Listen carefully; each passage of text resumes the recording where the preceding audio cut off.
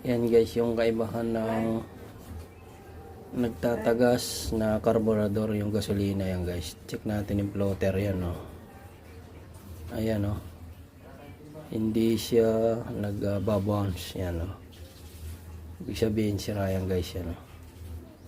Okay, ito naman guys yung buo siya, yung ayos ang carburetor, yung hindi nagtatagas. Yan, check natin yung floater guys. Yan, makikita nyo magbabounce yan.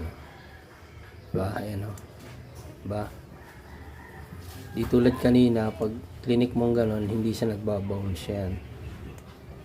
So kung nagtatagas yung carburetor nyo guys, yan,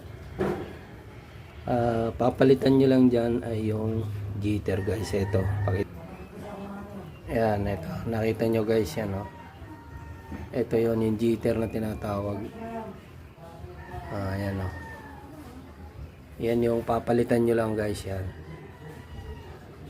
tsaka pwedeng kayo na ang gumawa, kasi pag pinagawa nyo mas mahal yan. So pakita ko sa inyo kung saan nakalagay yan.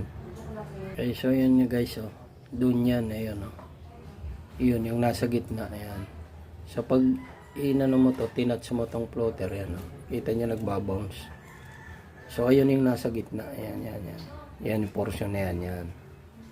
Okay, yan o, okay. So nagbabounce na siya guys. Yan, okay.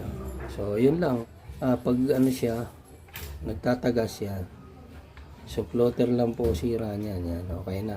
So yun lang guys, sana may natutunan kayo.